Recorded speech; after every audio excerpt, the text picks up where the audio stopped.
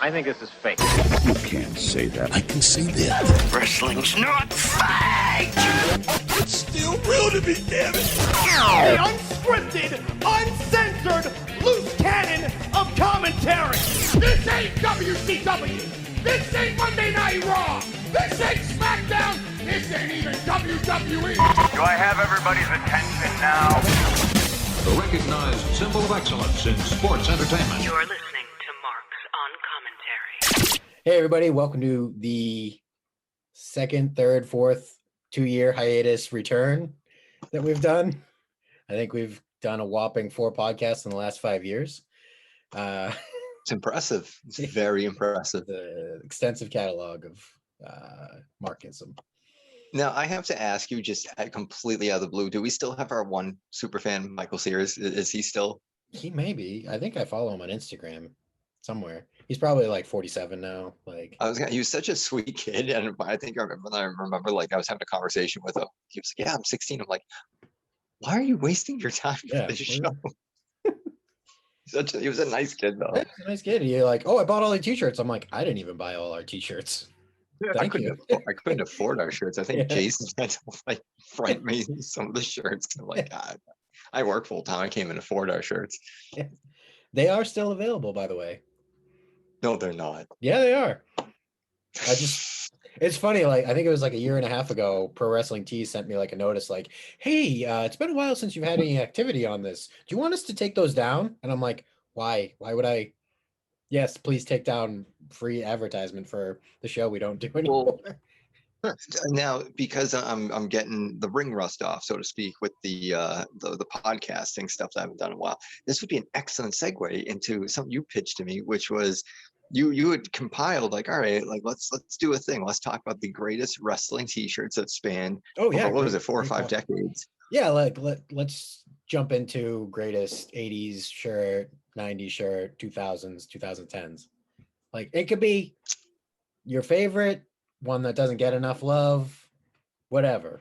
Just we can make it our Hall of Fame if something stands out. So if I can jump out, because the 80s is a tough one, because obviously I was born 87, so I wasn't really around for WWF in the 80s. But the one that I still don't own that I really do is the Hot Rod shirt. Oh yeah. I think that's definitely going to go on the T-shirt Hall of Fame from that decade. I'm with you.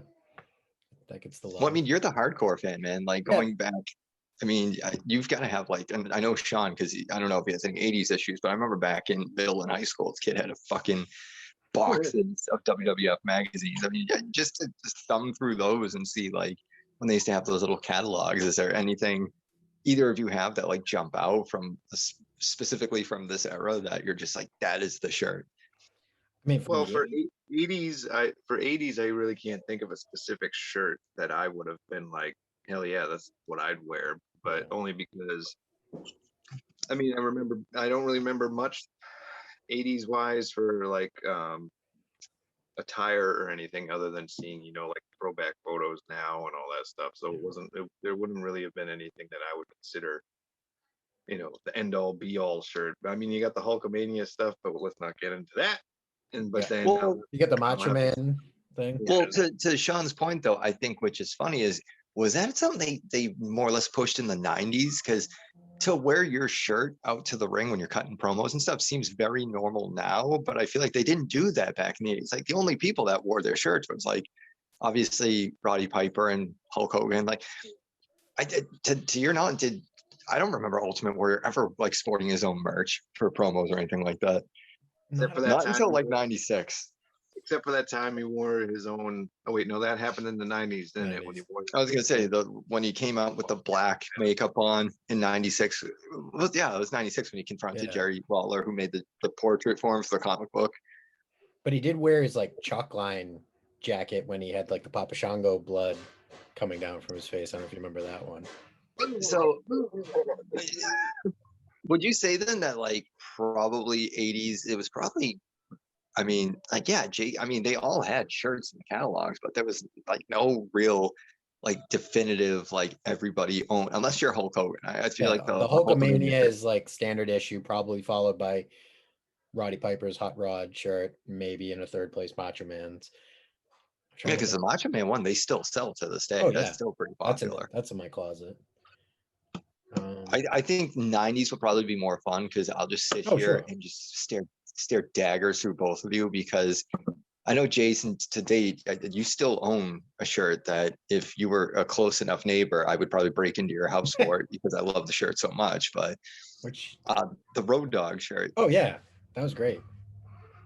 Yeah, It's that's such like an awesome shirt. and of course, like, and I questioned, like, because that I got, or at least a version of that I got at my first wrestling show that I attended, and somewhere along the lines I ripped it. But like the fact that my dad bought it, the fact that it's got like weed references on the back.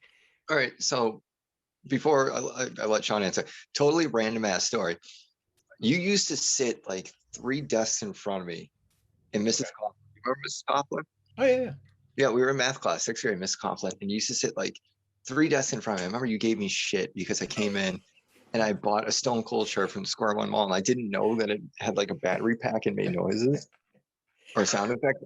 And I remember my dad even gave me shit. He was like, "You dumb motherfucker, you can't wear that." So you're making fun of me, and you're sitting like 3 desks away, and I'm reading the back of your shirt. Roll this dog, and it was literally like a bone rolling. I said 420 on it. I am not ashamed to admit that I didn't until I was in 8th grade when somebody finally pulled me aside, like, "You know what 420 means, right?" And then like randomly, I think I was 19 when it was that like Peter Griffin Kiss moment when I just randomly I don't know where I was. It was just like, "Oh, that's a weed reference," and I was thinking about the Roll the Dog. All that like DX stuff, that whole era of like terrible shirts where you're like, oh my god, you can't wear that now. Oh god, no, my favorite, and he's actually, I don't want to say who he is because I'm not like I get him in trouble, but somebody who's in our grade, he works in the State House now. He's like a big political guy in the State House. And I remember he wore a Poontang Pie shirt to gym class in like 7th grade. Who buys that? Like, because you're young enough where you probably have to filter it through your parents in some degree, because you're not just, going to because you're not going to fucking Ames and picking up a Poontang Pie shirt. There's no way they fucking sell that. Well, that's the funny thing is I don't know about Sean, but because I think him and I probably, because they used to have that shop in the Square Mall, specifically like I remember WWF. that. But I used to get, I had such terrible luck because when I got into wrestling, it was like I wanted every shirt I saw on TV. I started getting my shit at like Ames and Bradley's. I don't know, Sean, like I used to see you were a frequent Ames guy in Stillman.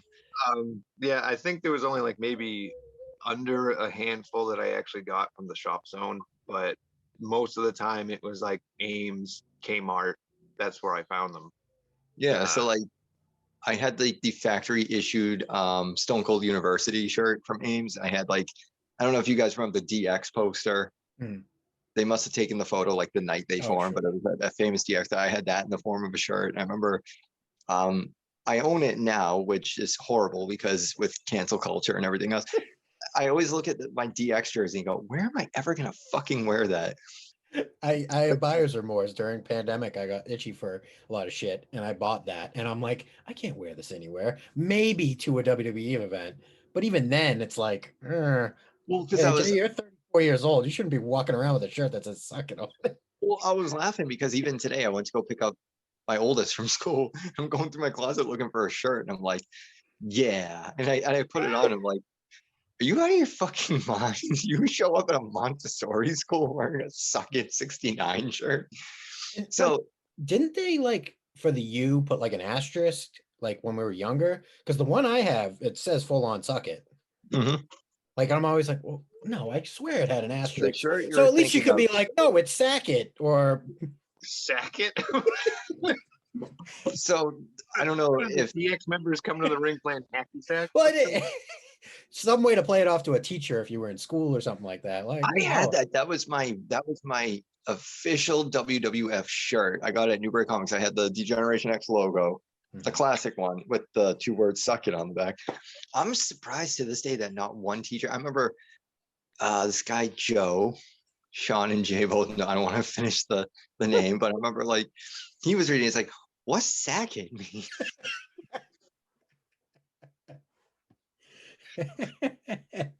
Yeah, we came from that, and my wife actually was telling me. So she's a school nurse now, and was telling me that somebody did the suck it thing to one of her coworkers, and her coworker was so bewildered, like, what does that mean?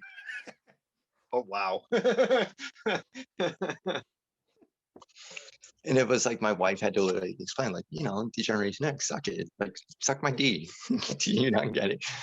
And I had to explain to my wife, like, what's funny? I never knew what that meant. The whole time I was a DX fan, I'm like, it's like the roll the dog bone thing. I was like 22, and I'm like, oh yeah, that makes sense. Now I know Sean, because like Jason, you guys probably, if maybe most, I owned like 5 wrestling shirts in like middle school. You guys, between the two of you, probably were in like, double digits. Yeah, it was like a different wrestling shirt every day, and it mostly consisted of Mick Foley, Kane, or The Undertaker, and then maybe sprinkling of like Stone Cold in there. And it got to the point where because we were young from a different generation of sorts, that the constant bullying thing would happen. Got to the point where people honestly wondered if I ever washed my clothes. Because it was just always wrestling shirts, and it seemed like I wore the same thing every day. To an extent I did, because they were all wrestling, but I would have to say, like, my favorites of the bunch there were 2 that I really liked.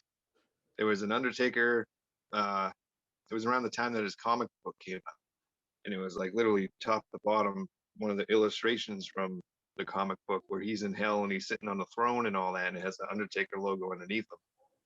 And there was a Kane one where it was just his mask on the front, and it kind of looked like a red, like, I think smeared, I have that.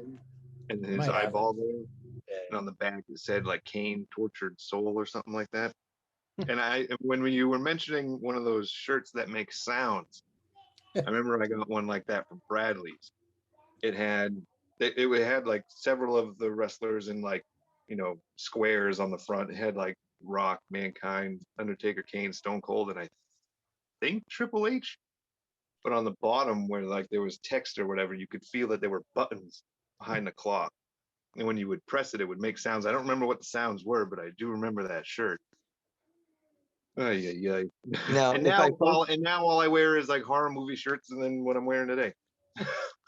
So Sean went from a wrestling fan who didn't own a washing machine to a glorified Satanist.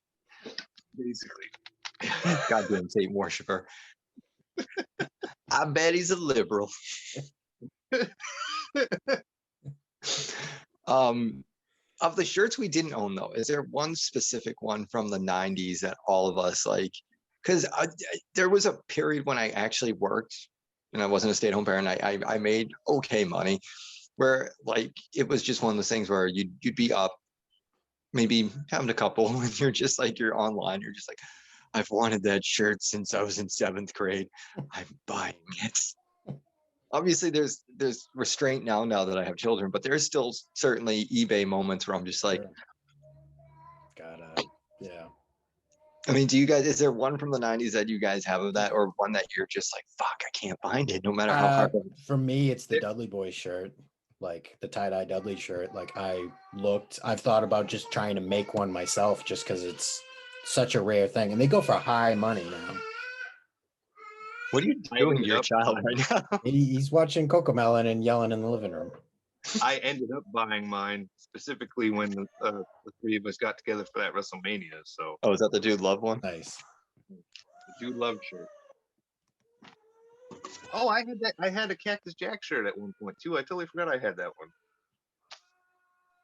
And then I bought that CM Punk shirt, which I want. I kind of still want to buy that CM Punk shirt where it's the rib cage. Oh yeah. You can see his heart, but I don't want to buy it because I didn't know there were like these 2 little like. It looks like there's like ribbons or whatever coming out of the heart part, and it says like straight edge hardcore, and I'm like, Well, you could probably get it on that site, Extreme Wrestling Tees.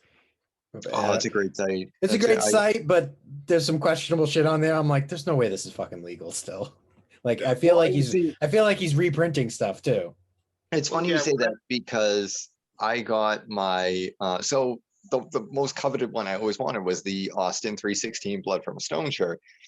I got it through that site, and hopefully I'm not creating waves or anything, but when I got it, I'm like, something seems suspiciously off with this shirt. To the point where like I didn't hold on to it. I'm like, it's my most favorite shirt, the one from the 90s I wanted the most. And then this thing happened where I was ordering shirts from Amazon because like I remember there was this kid in high school that had a Rob Zombie shirt and it was like a zombie face and it said "Bring out your dead" on the back. And I found it on Amazon. I'm like, fuck yeah, I want that shirt. And then I got it and it looked like a really bad, like the iron-on type shit you got from the Power Rangers fan club. Like the head was down here and the text was up here. And I, for whatever reason, decided I ripped the Austin shirt out of the closet. I looked at it like, son of a bitch, it's not authentic. Well, that site is also, so during Daniel Bryan's like 2014 ascent and everything like that, I'm like, I want a Daniel Bryan Yes t-shirt. So if you watch Daniel Bryan, his colors are white and burgundy. Yeah, I know he's going crazy. He's fine. Oh my god. What he does. But yeah, his colors are white and burgundy. This is literally how Jason's son is reacting to finding out that his father is a Daniel Bryan fan. So anyway, make a long story short, I messaged the guy. I'm like, hey, on your site, the shirt looks red. Is it red or is it burgundy? Oh, it's totally burgundy. And I get the fucking shirt and it's fucking beet red, you know, tomato red. I'm like, what the fuck, dude? So you take your chances with the site, you know. Some of it I think is legit, but some I think is questionable. I can't complain because last year when the pandemic started, for whatever reason, I'm sure like many people, I was getting nostalgic for anything and everything because nobody was living in our fucking houses. Like, so I was sitting around and I have a bone to pick on this subject. So hopefully we'll have time to cover about the networks. I was obsessed. I was just watching fucking wrestling all the time. And I saw the Broken Skull session with Bret Hart. And I'm like, why do I not own anything from Bret Hart? I have the guy's autograph. He signed it to the Massachusetts Sharpshooter. So I have that. Got that going for me. But I got badass hoodie off that site. And I actually got a cool Undertaker shirt. But that's cool. Definitely hit or miss. Yeah. Well, that brings me. Yes, I was going to say, because I think before the pandemic started or whatever, I know Jason and I hung out for one last pay-per-view. I don't remember which one it was, but I remember it was the whole, you know, because every time we hang out, we do something, you know, wear something wrestling or whatever like that. And I know, Eddie, I don't think you were around for that one, so I don't know if you saw that shirt, but it was WrestleMania shirt, and it has all the characters from the arcade game on it. That's awesome. That's awesome. That's cool. I think that's what you got for WrestleMania last year, and we were like, "Oh, we're not going to see each other." Oh yeah, that's right. But I literally only wore it that day, and I'm just sitting in my room like, WrestleMania. Yeah, same. Okay, so we got to cover the 2000s and the 2010s, but really quickly, because it just got brought up. What the hell were you guys doing last year for WrestleMania? Because literally, I'm kind of laughing thinking about this now because I was in my living room wearing my DX jersey. It's like, oh shit, I can finally wear it now. I think I decorated my living room to be WrestleMania-ish and sat with my newborn son and watched a very unwatchable show. Yeah, I just was laying in bed watching it on TV and occasionally went out and had a cigarette. I think I got a sub. I think what I love about... I think I was eating wheat thins. That's when I was... I think what I love about Jason's comment was it was an unwatchable show. It was the first time in the history of WrestleManias where like I felt like an elderly man because it ended at a reasonable time. True. So like I think it was over by 10. I'm like 9 or 10. It was like super early, and I was like, wait, that's it? You know, because it was spread over 2 nights. I'm like, I think it was actually 9. I look outside and it's still kind of light out. I'm just like, this is amazing. I have a whole other hour to try to do other things now. Literally the only thing I remember from last year's show that like sticks with me is the John Cena Bray Wyatt thing, and then Cool Drew McIntyre one. For me, it was Boneyard, John Cena, and the Boneyard match. I think you were working, and I texted you like, "Hey, did you watch yet?" And you're like, "No." I'm like, "I think you're gonna enjoy this part. You might not enjoy the rest of the show, but the Boneyard." I'm getting my year mixed up. Yeah, I was at work for WrestleMania both nights. Never mind. What the hell am I talking about? I Dude, remember you're I had to on. wait till I got You home. probably were watching and eating. Well, no, we're weekends you later have in to the night, understand we're but doing things in COVID years now. yeah. So like Yeah. for me, like it's been a year, but I was in Target today and I'm looking at my son Ryder. I'm like, just kind of looking around, like, because now like when you go to like the grocery stores, they have full set of doors open, which it's the most pathetic thing in the world that like now I can enter the Stop and Shop through like the most convenient through the left side. And I literally walked in and I'm not making this up. It wasn't something I just kind of like did the I was just so excited. I'm like, they're finally open. And then you realize, like, I was thinking in my head, like, dude, it's been a year. I'm like, really? It's felt like 5. Yeah. Like, I feel like so many of us feel like we've aged exponentially. That, like, with Sean, it's like I'm almost confusing Money in the Bank with WrestleMania because a part of me was gonna be like, that fucking spot with Daniel Bryan and AJ Styles when they bumped into Vince's office. Oh shit! Wait, that was Money in the Bank. That's 6 months later. Right. Yeah. Time has really been weird with everything that's been going on. Yeah. That's for sure. I mean, I wouldn't even say I'm a constant watcher, but like the only reason why I know some of the stuff that's going on now is through like trending things on Twitter. Yep. Like because I don't have cable anymore. I got rid of it, so I just have the internet. So literally that's the only way I know what's kind of going on. And really the only person I'm like following now where I'll actually look stuff up is Bray Wyatt because whatever. Well, before we get to that, let's finish the t-shirt thing. Sure. So Run through 2000, all right, let's do 2000, 2010s. 2000s, again, not a big t-shirt era for me. Yeah. I would probably go, though, the shirt I bought at King of the Ring in 2000 was APA. Always pounding ass. Is that the one? Have you seen that shirt? APA protection. No, there's a shirt that says always pounding ass. I'll have to send you the thing. Yeah, So I'm like, wait, I don't remember coming home with that because I'm pretty sure if I came home with that, my dad would have had something to say about it. I think for that time for me it was just all the leftovers that I just kept wearing. Yeah, I always wanted, and there was a funny story, and I think Jason would probably appreciate more of the, I don't know, show. The Triple H jersey. Oh, sure. It was pretty cool. And I remember talking with Tim. Yep. Who has Because it? Tim's parents went to New York. They right. stopped into WWF New York. They got him the jersey, and he did something soon. He got grounded. So he's I remember this. His So for, parents like- took away the jersey. So for a whole calendar year, he couldn't wear the shirt. And I remember him telling me in 8th grade, I'm fucking committed to it. And he's wearing the shirt in a class. And I'm like, dude, do you even watch wrestling? He's like, nope. I'm like, well, what's with the jersey? He's like, got grounded. Parents took it away. I have to wear it. I'm doing it. I'm owning it. Oh, Tim. You got to kind of laugh too because the commitment, the level of fuck you it takes to your own parents. Like, it's 2 sizes too small. I don't even watch wrestling. Fuck you, I'm wearing it. Well, then that'll. That's not me. John. That Are you ain't watching me. CoComelon? I don't even know what that is. Cocoa melon? What? CoComelon is essentially QAnon for parents. Yeah. 2010s though, I got to go with the CM Punk shirt. Yeah. Yeah. That's the classic. No debate. Oh, I will say there was one from the early 2000s that I did want, and that was obviously the Dead Man Inc. shirt. That's the one I want. Ooh, it's funny you mentioned that because I remember, I don't even know the context of it, but your brother Gary, I think I was at Walgreens or something, and I was like in front of him in line, and there was something he said. He was trying to cut a promo on me because he wanted to cut in line. I just remember your brother Gary basically trying to, like, I mean, jokingly, very lovingly, he was trying to bully me into cutting my place in line and told me it was his yard. The meeting no longer has a time limit.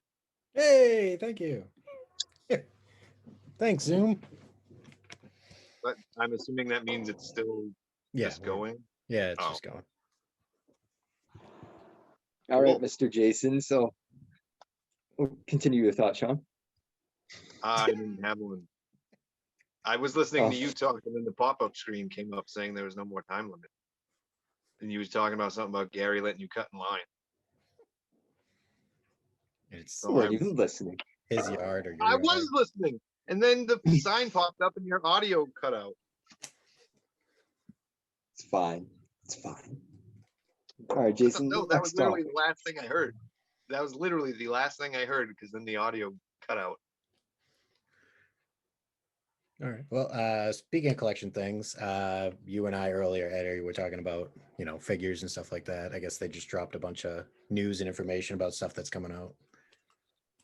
Oh, what a terrible.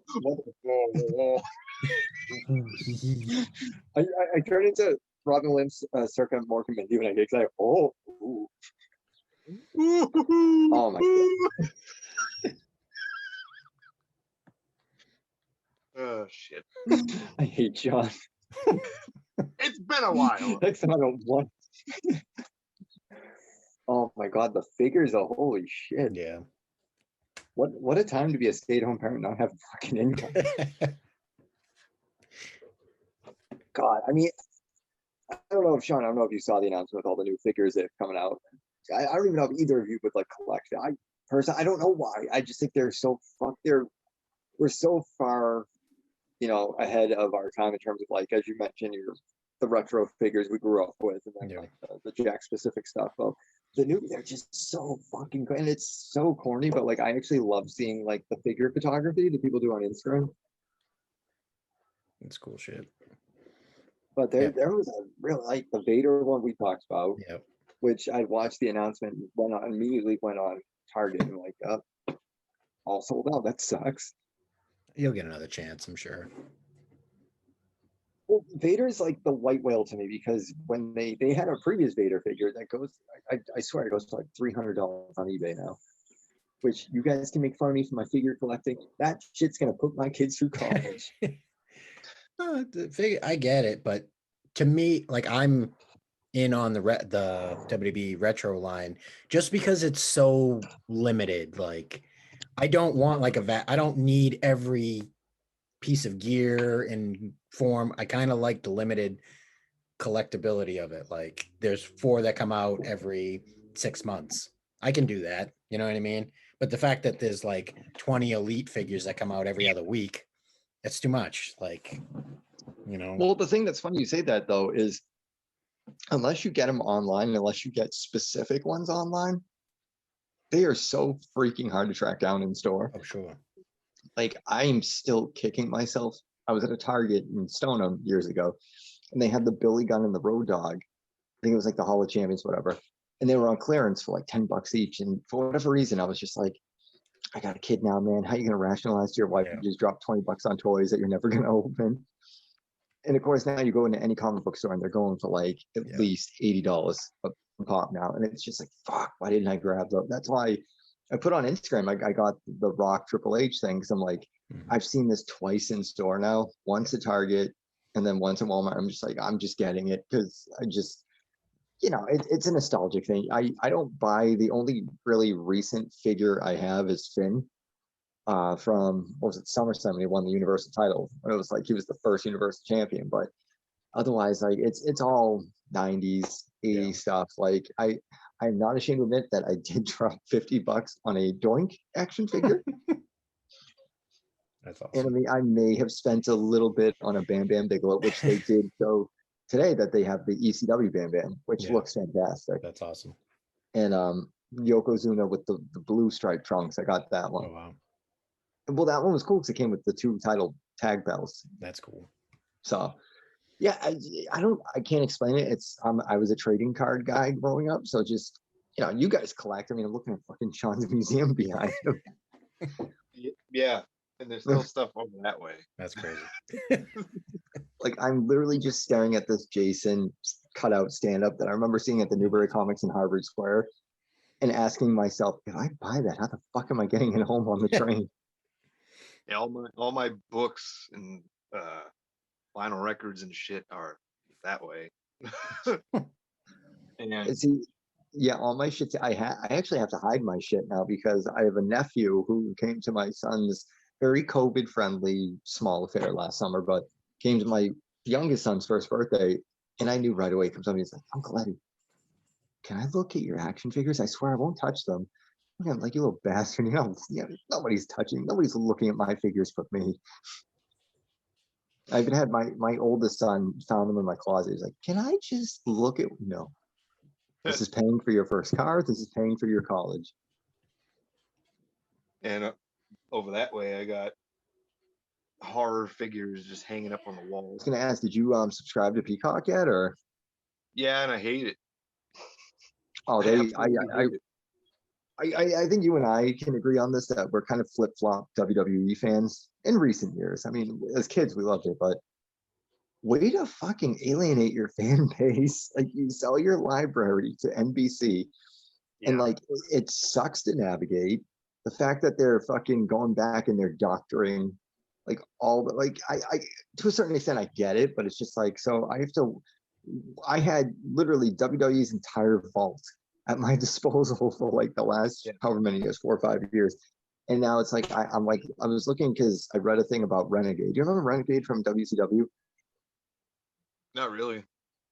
So there was a character that Hulk kind of teased before they got Warrior in, and they're just like, "Oh, it's going to be teased," but it was basically hinting like, "We got Warrior, he's in WCW." And then this like Warrior clone came in called Renegade. Yeah, okay.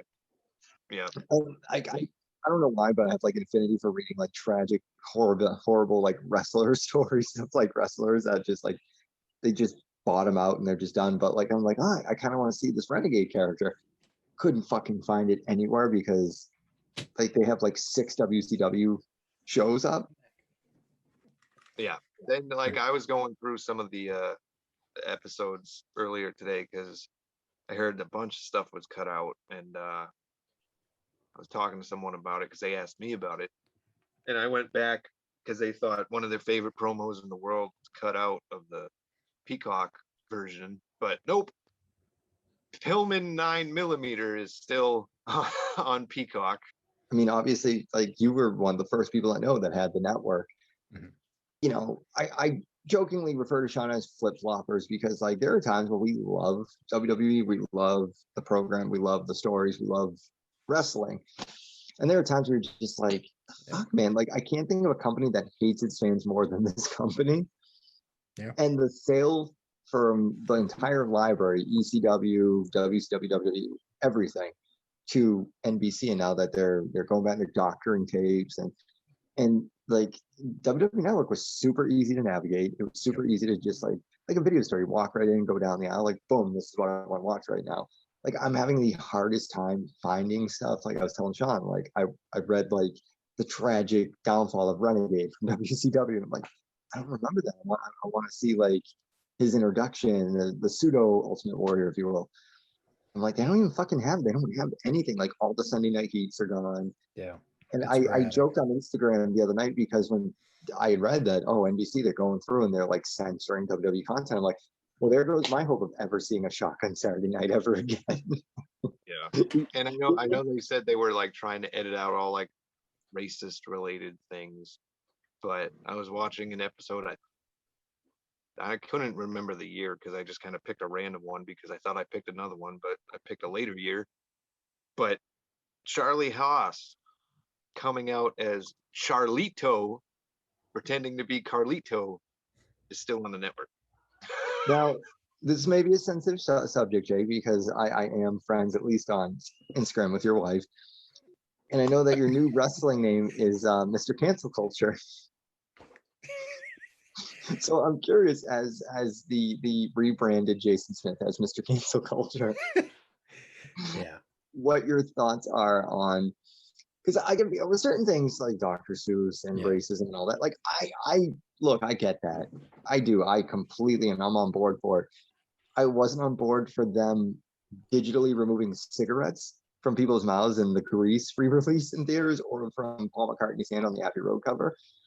But there are definitely certain things where like I would bring up to people. I'm like, yeah, I was telling a friend of mine, I was actually telling her class, I got asked to speak to my friend's class, and I said, you know, in the 90s was so wild. If you look at the signs in the crowd in 97, I was watching it in your house, it was Shawn Michaels is an F word.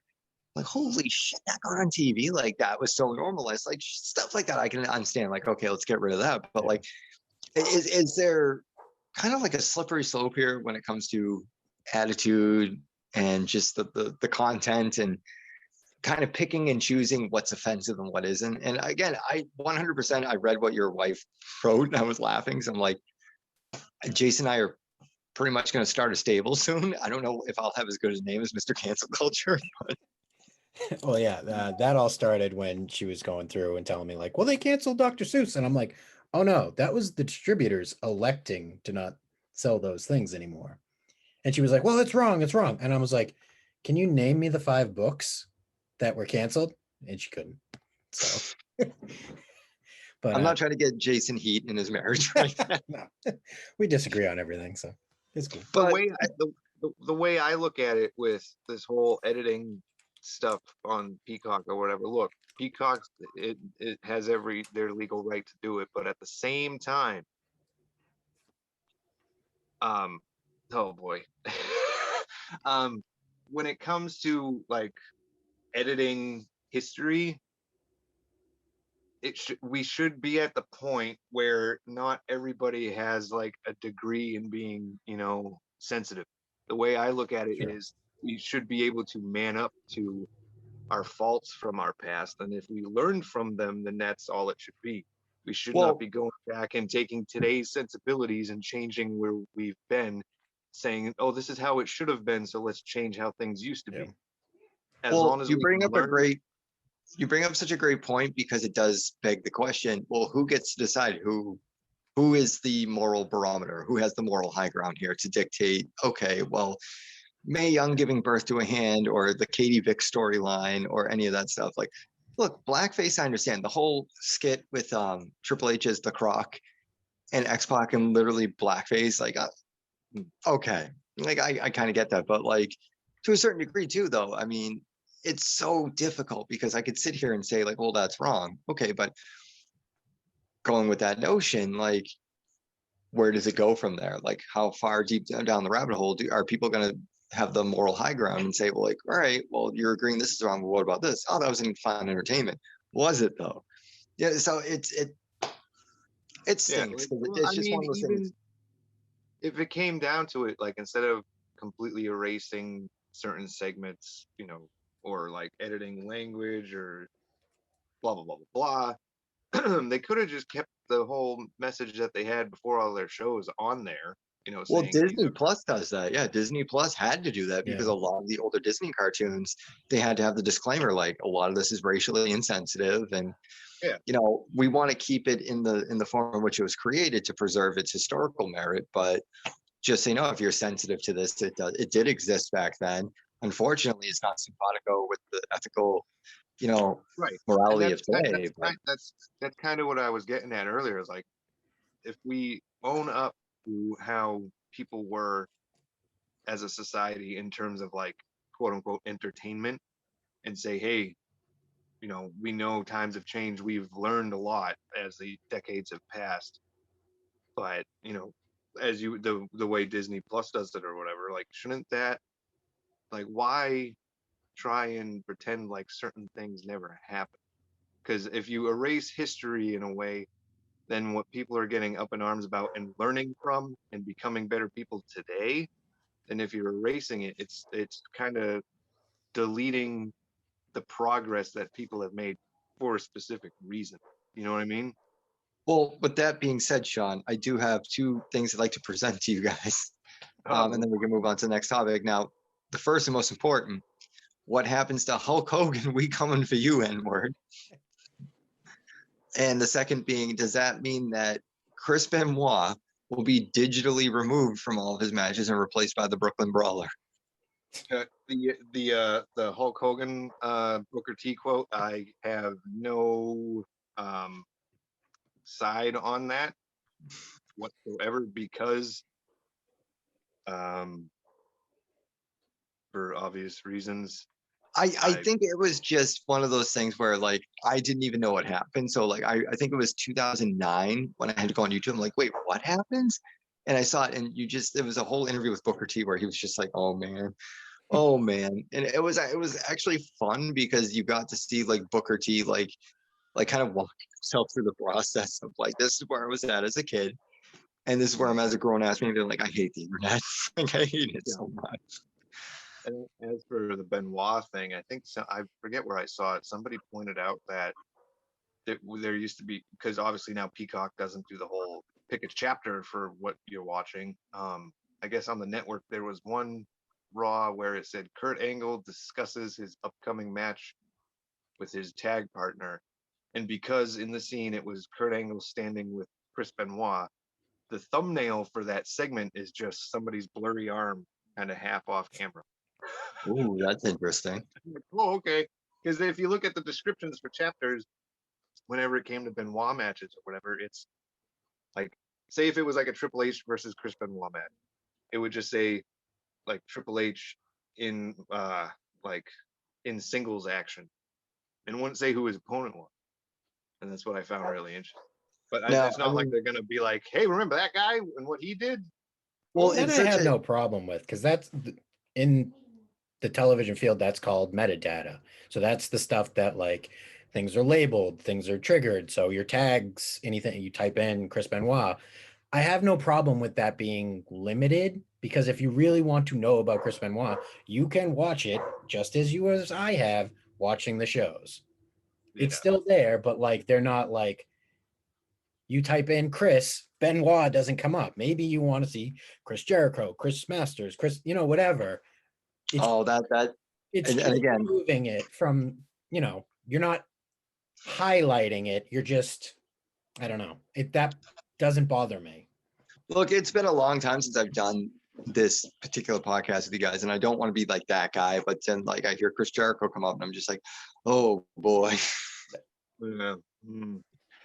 I mean, if we could, even in a soundbite like Sean just gave, like Chris Jericho in 2021 thoughts. Go home and stay home. Sure.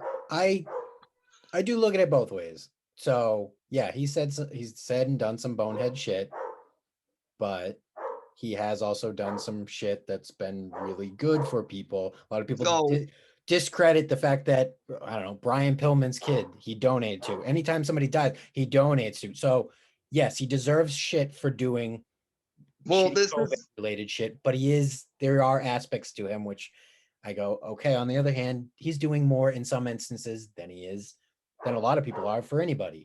Well, I'm asking this because I know it's true to music, with literature, with film, obviously in recent years with Johnny Depp and with Kevin Spacey, and all these actors have done some pretty fucked up things or have been accused of doing things. In wrestling, can you separate the art from the artist? Can you separate the performance from the performer personally? Like, could either of you sit and watch a Chris Jericho match from, say, 10, 15, 20 years ago and not harbor kind of like the resentment or maybe just the aversion you have to Chris Jericho, the person now?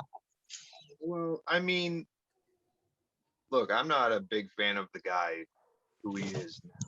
I mean, and that even goes as far as to say, as a performer now, I'm not really I'm not a fan of him as much as I used to be, and that's not just because of who he is outside of the ring. I could go on a long rant about how he is as a person outside of the business, but I don't feel like getting too upset because I'm on vacation. But like last night, I watched what was it? His match with Shawn Michaels at WrestleMania 19, was it? Yeah. This is a great match, but at the same time, it's like, and I don't know if it's simply because of, taking my own personal, experiences over the past year and just seeing how vocal he is about everything in terms of his politics and, the pandemic and everything, and just him being a complete, ass clown. But I don't know. And I mean, when I went to that first AEW show, what was it? Like their second televised show, or was it their first one? It was the second one.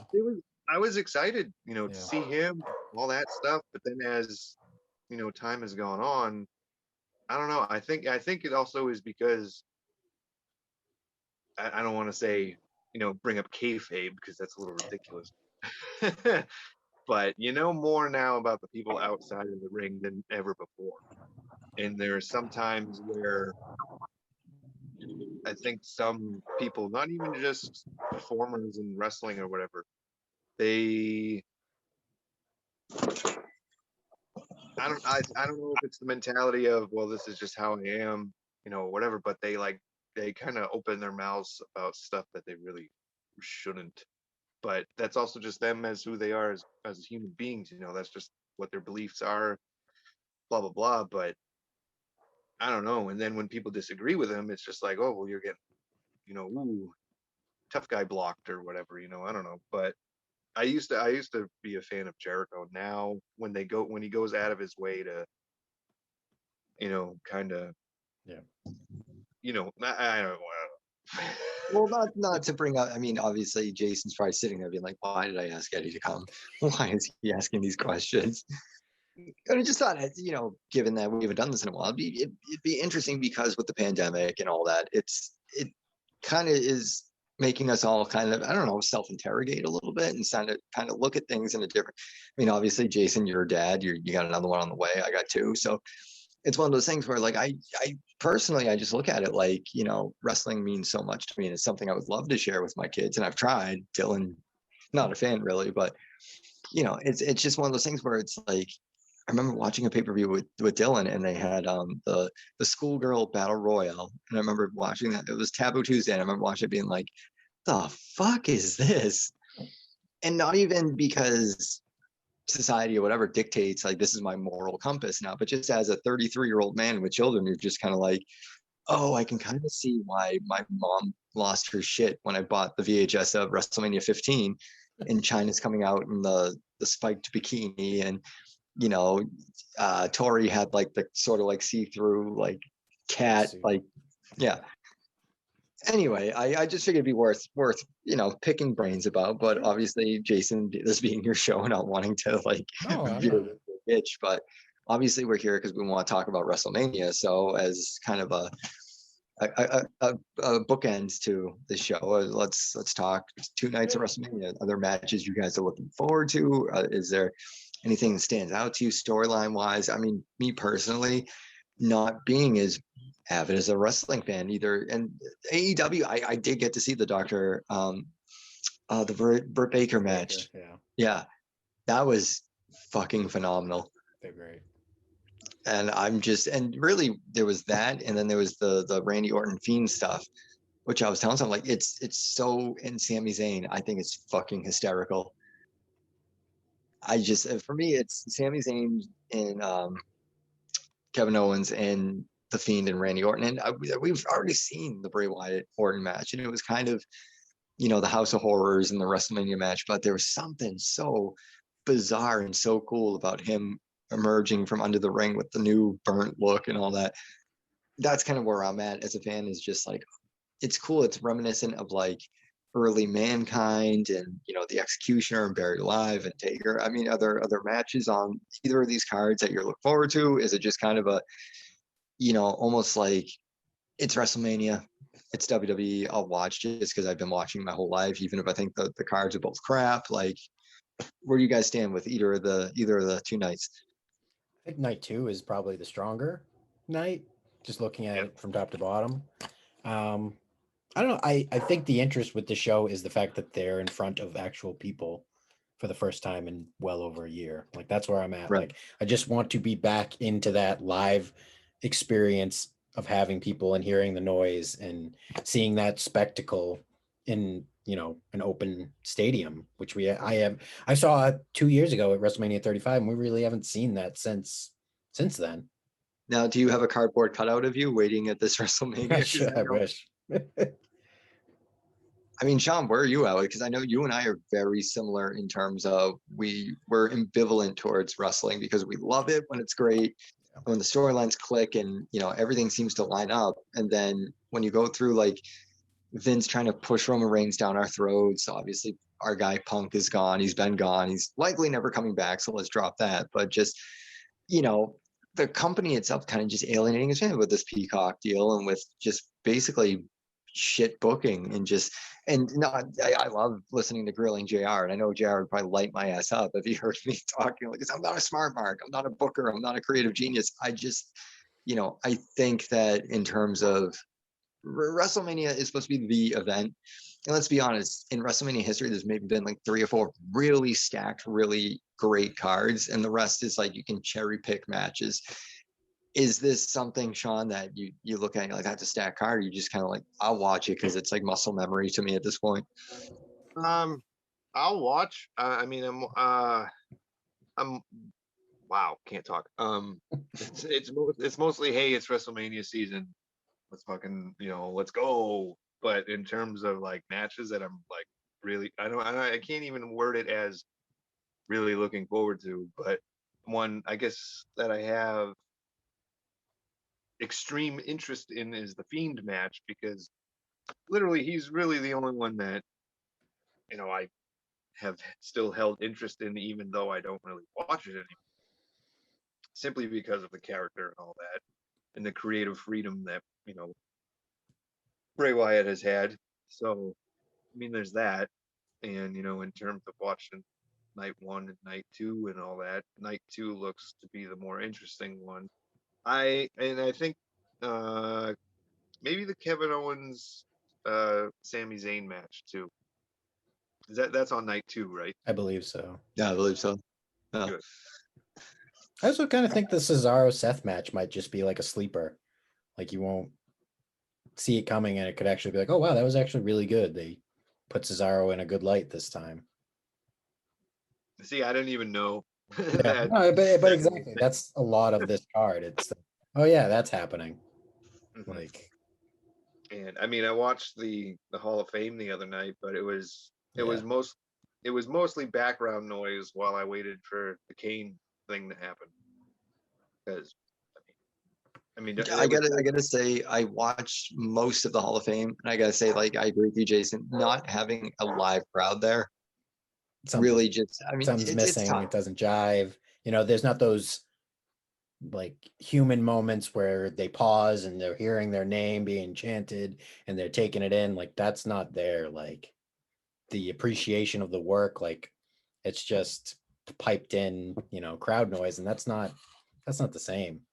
Well, the same could be said about last year. That could probably be said about this year. Is infamously the Monday Night Raw that follows WrestleMania is always kind of an insane night, because you have these fans who are just so fatigued. They've been wherever the event's been for days, for a week, essentially, to do all the events, that you had phenomenons like the fucking Fandango, everybody fucking sing along with his theme song. I remember seeing the video of like people leaving the parking lot after the show still going da da da. You're not going to get those moments. It's your show. You tell me when you want to wrap it up. But for me personally, the perfect end to this conversation, I think, would be post-pandemic thoughts, expectations, or even maybe just if dream booking, anything that you could imagine. You think like, this is the one thing I would love to see when we come back.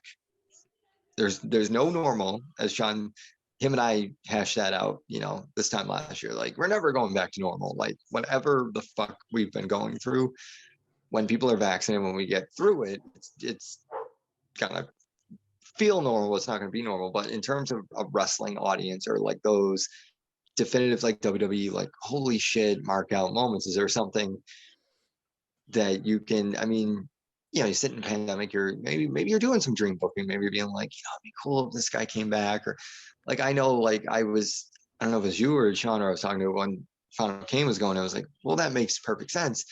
I kind of want the Undertaker going, but like I was thinking, they're not going to induct Undertaker Rock unless they have their audience back, because that's a big mark out, like Hall of Fame moment. You could sell there anything the Hall of Fame on that alone, right? So is there anything for either of you where you're just like, when crowds like full capacity can go back to the way it was to a certain degree, like is there anything you're just like, man, like this would be it for me, this would probably bring me back into it? I don't know, because if I've learned anything over this time, it's that the shit that worked previously won't necessarily spark an interest again. I don't know how many times I've been like, oh, if they just brought ECW back, it would be fucking fantastic. Or if they just brought DX back, it'd be amazing. You know, it doesn't really work that way. Like the only thing I can think of is like, oh, when they brought Brock back, that was great. Like, and they did new stuff with it. But I don't see like where the next thing is right now. Yeah.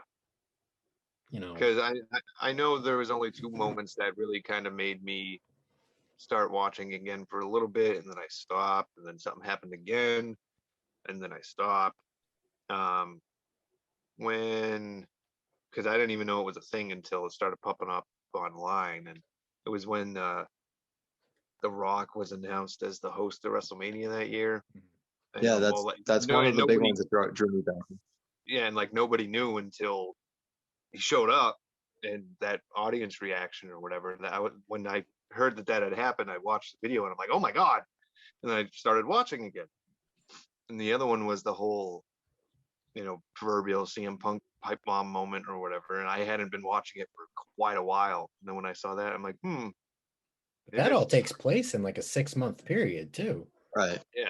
So like they make a loud noise to get your attention, and then they fucking blow it out of the water. I don't know what that is for next year. Like, would I like to see Roman and Rock? I'll watch that. Mm-hmm. That piques my interest, but I don't know. They could do the whole who's really going to be, sitting at the head of the table. Yeah. Blah, blah, blah. That's probably their only like legit story that would kind of chalk up interest right now. Yeah. Because it seems like once they have a good thing and it's great in the moment, the next week or the week after they do something to screw it up. Or they don't acknowledge it within the right time. You know, like Keith Lee was on fire last year, and now it's, stale. And then you got that stable, the Hurt Business. Oh, they removed the. It looked, from what I was seeing, it looked like they were going in the right direction. And then they put the belt on drawing a blank on Bobby Lashley, which, don't get me wrong, he deserved to win that. But then everything else just started falling apart.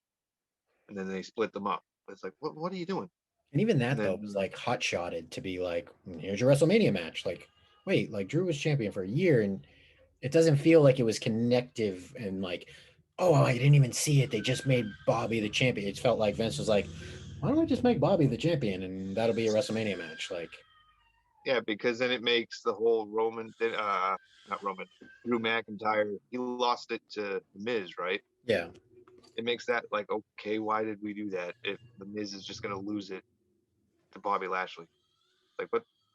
And then the other one, the Sasha Banks versus Bianca Belair. Yeah, it's like that was shaping up to be something great, and then didn't they like have them team up a bunch? And they lost. Like, yeah, and then they keep losing. Wasn't it like looking like they were gonna throw Charlotte in there or something? I don't know. I'm not really following shit, but they had a good thing once Bianca won the Royal Rumble, and then they started doing their thing. But then it was just like, oh, can't have a face and a heel. Let's try and make them both faces, but let's have them team up. But then we're gonna have them lose a bunch. Now they're just angry at each other for losing, so now they're gonna fight. But you had it set up perfectly in the beginning. Why are you changing the course while we're building up? You're not building to a match anymore. You're building up to this ridiculous shit. Just keep it going with the I don't know what word I'm looking for, that it started off with, and then just keep progressing with that. Not, goddamn. It's just like how upset I would get all the goddamn time when they would do that authority crap.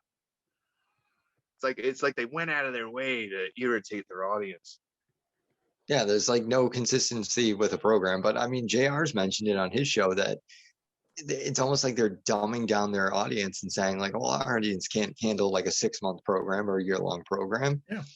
Well, of course they can't handle it because you're not trying it. I mean, you could have had Bianca Belair and Sasha Banks do like 3 months worth of promo shit with each other and still build anticipation for the match without even putting them in a ring together. In the era that we live in, back in the day, that's how they used to do it. With MCU stuff, and people are like, watching and digesting every little piece of MCU that there is, and they're like, what does this mean? Oh, but this leads to that.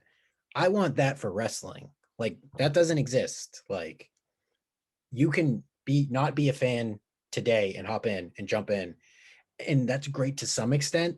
But like, if you're watching a television series, you don't jump in on episode 7 and be like, oh, I completely know what's going on for the rest of it. Like, I hate that. Like, reward me for being a fan each and every week. Don't punish me because I'm here watching. That's true, though. I think that's where you should probably wrap it up, because that is a perfect bookend to what we've been talking about, which is, we all been talking about the Peacock deal. And I personally, I've been paying $9.99 a month, and I'm not even like an avid wrestling aficionado anymore. I love cherry picking the stuff that I remember and I love. Why am I being punished for the $29.99 that I've been paying for years in VHS tape sales and in pay-per-view? Why am I being punished for the $9.99 that I paid for a month? So you can sell all your vault, your library for millions, billions of dollars, whatever it is.